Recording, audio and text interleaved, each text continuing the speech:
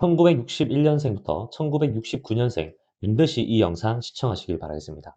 이거 잘못 알고 있으면 기초연금 정말로 못 받으실 수 있습니다. 기초연금 자동차 있으면 또는 국민연금 받으면 수령이 안 되나요? 혹은 부부는 같이 기초연금을 받을 수 없을까요? 그리고 저는 아파트에 살고 있는데 기초연금을 받을 수 없을까요? 굉장히 많이 받는 질문입니다. 결론부터 말씀드리면 모두 받으실 수 있습니다. 다만 이것을 반드시 명심해야 되는데요. 뒤에서 자세하게 설명을 드리겠습니다. 오늘 이 영상 보시면은 기초연금 많은 영상들이 있고 많은 기준들이 있습니다. 근데 다른 것은 필요 없고 우리가 알아야 되는 정말 핵심적인 부분들을 이 영상에 모두 다 담았습니다. 마지막에는 이 영상을 1분으로 압축해서 굉장히 쉽게 알아가실 수 있도록 요약을 해놨으니까 정말 바쁘신 분들은 뒤의 영상이라도 살펴보시길 바라겠습니다. 본격적으로 들어가기 앞서서 구독, 좋아요는 영상 제작에 큰 힘이 됩니다. 꼭 한번 부탁드리겠습니다. 네, 그럼 한번 들어가 보겠습니다. 기초연금 수급 대상은 소득평가액과 재산소득 환산액이라는 것을 더해가지고 우리가 그 기준 이하가 되면 받을 수 있습니다. 말이 어렵죠? 쉽게 말씀드리면 우리가 받는 진짜 소득과 재산을 소득으로 환산한 금액을 합치게 되어 있습니다. 이 금액들이 단독 가구는 228만 원, 부부 가구는 365만 원 이하가 되면은 수급을 받을 수 있고요. 수령을 할 수 있고요. 그러면 기초연금 수급 대상에서 말하는 그 소득 평가액과 재산 소득 환산액에 대해서 자세하게 한번 살펴볼게요. 그러면 소득 평가액은 아까 말씀드린 것처럼 진짜 소득을 의미하는데 이거는 어떻게 계산을 하게 될까요? 우리가 받는 근로소득을 전부 다 소득으로 계산을 하는 게 아닙니다. 당연하겠죠.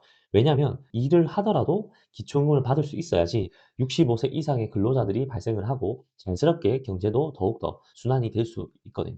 그래서 우리가 이 근로소득을 평가할 때는 근로소득 받는 금액에 112만 원을 빼줍니다.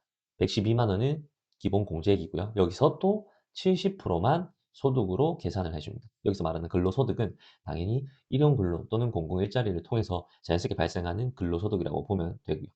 여기다가 기타 소득을 합산을 해줍니다. 기타 연금이라든지 받는 이자라든지 임대료라든지 이런 소득들은 근로를 통해서 발생시키는 소득은 아니기 때문에 즉시 이거를 잡아주고요.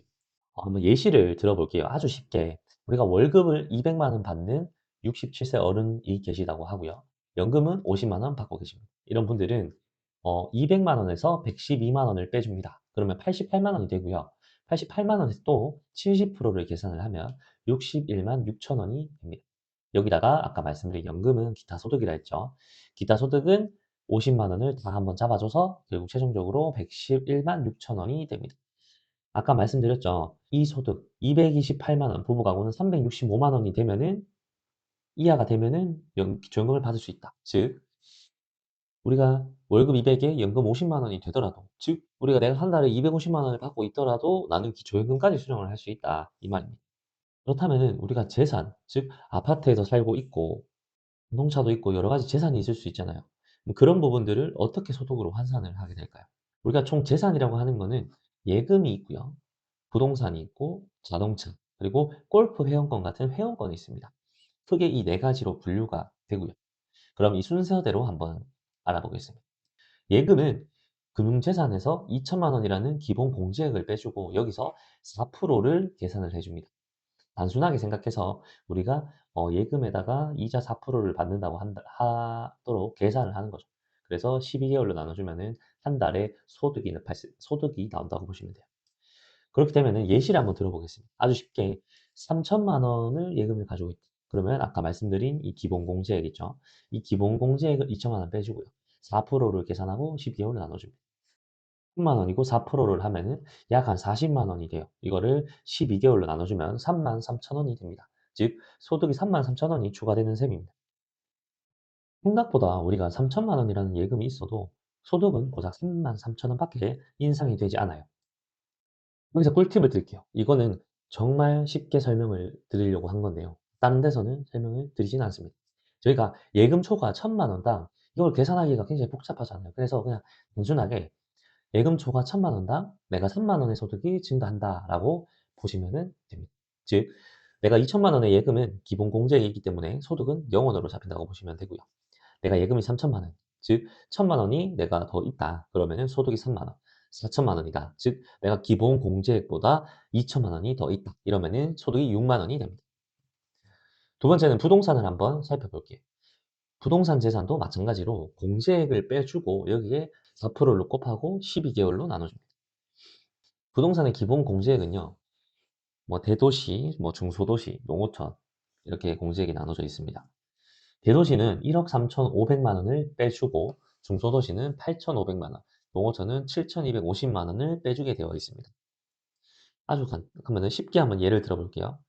부동산에 2억 3,500만 원짜리 아파트에 거주를 하고 있다. 이렇다고 해서 기초연금을 못 받는다면 오히려 차별이 될 수 있겠죠. 그래서 우리가 2억 3,500만 원의 부동산이 있으니까 아까 말씀드린 대도시 기준 1억 3,500만 원을 공제를 해줍니다. 그리고 4%를 계산을 하고 12개월로 나눠주면 1억에 4%면은 400만 원 정도 되겠죠. 이거를 12개월로 나눠줍니다. 그러면 한 달에 약 33만 원이 소득이 추가가 됩니다. 여기서 꿀팁. 마찬가지로요. 부동산도 똑같습니다. 초과 1억 원이 되면은 우리가 33만 원의 소득이 계산이 된다라고 보시면 돼요. 그냥 이걸 막 계산기 두들기고 이러면은 번거로우니까 내가 뭐 2억 초반대 아파트를 가지고 있으면은 초과 1억 원이다. 그래서 33만 원이 추가가 되는 거고요.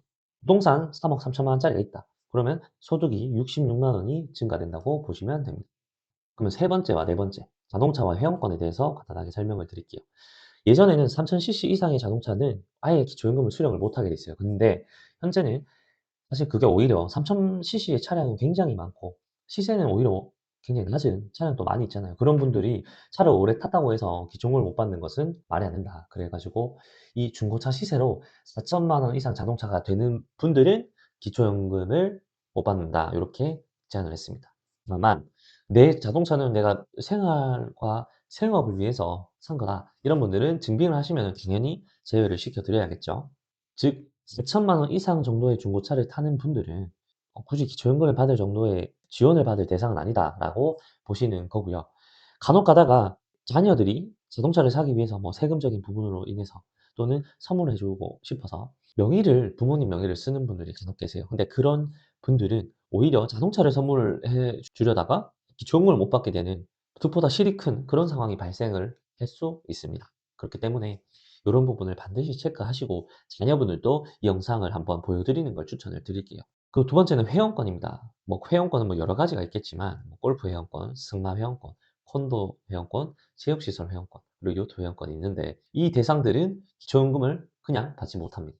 이분들도 마찬가지로 어느 정도 부를 이뤘다고 보고 기초연금에 지원받을 만한 대상이 아니다라고 지금 나라에서는 판단을 하고 있습니다. 그렇다면은 지금 굉장히 많이 말씀을 드렸잖아요. 근데 지금 이 1분만 딱 보세요. 이걸로 제가 싹 다 정리해 드리겠습니다. 기초연금은 진짜 소득과 재산을 소득으로 환산한 금액을 합치게 되어 있습니다.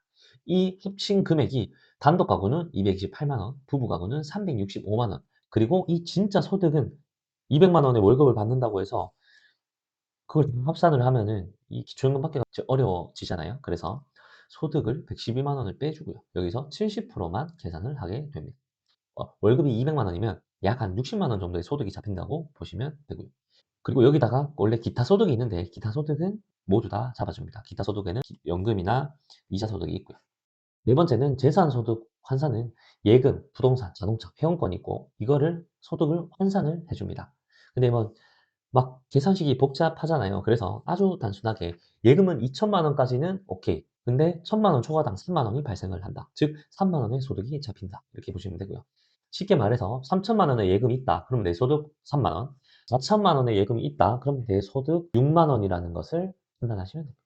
그리고 부동산도 쉽게요. 대도시는 1억 3,500만 원인데 1억 초과당 소득이 33만 원이 추가된다라고 보시면 쉽습니다. 즉 우리 집이 1억 3,500만 원이다. 이러면은 소득이 없는 거고요. 근데 2억 3,500만 원, 즉 한 2억 초반대의 아파트를 가지고 있다. 그러면 한 소득이 33만 원 정도 추가가 계산돼서 되는구나라고 보시면 됩니다.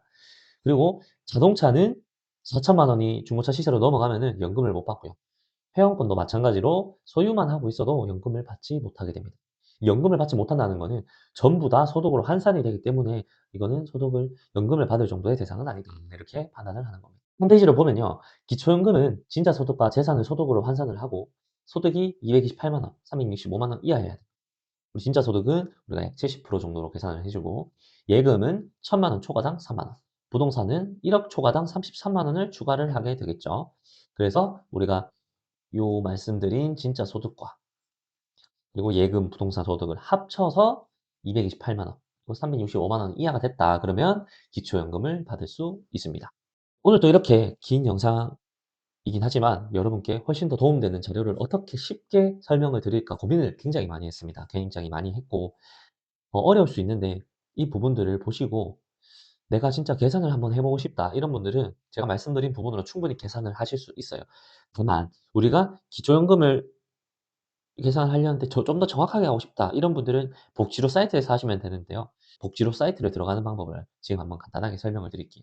우리가 네이버에 복지로라고 검색을 합니다. 이런 사이트가 나오죠. 여기서 복지로에 들어가시고요. 복지로에 들어가면은 화면이 나옵니다. 그러면은 여기서 요 복지 서비스를 들어가시고 모의 계산, 기초연금을 누르시면은요. 계산하기 쉽게 나옵니다. 그러면 단독 가구인지 부부 가구인지, 그리고 대도시에 사는지 중소도시 사는지 농어촌 사는지, 그리고 내 근로소득은 얼마인지, 사업소득은 얼마인지, 뭐 이런 재산소득은 얼마인지 이렇게 쭉 나와요. 그리고 재산소득을 계산하기 어렵잖아요. 그래서 당연히 건축물, 토지, 뭐 보증금 이런 거를 재산을 그냥 기입만 하면은 우리가 쉽게 결과로 계산을 할 수 있게 됩니다. 그니까 이 영상을 그래도 보고 헷갈리시는 분들은 댓글이나 제 남겨드린 이메일로 메일 주시면은 제가 성신성의껏 이 기초연금을 받으실 수 있다 없다를 판단해서 말씀을 드리겠습니다. 오늘도 정말 긴 영상 봐주셔서 감사하고요. 구독, 좋아요, 알림 설정은 영상 제작에 큰 힘이 됩니다. 앞으로도 저희 헤든쌤은 계속해서 여러분들의 도움되는 건강과 정보 그리고 복지에 대한 영상을 제작하도록 노력하겠습니다. 감사합니다.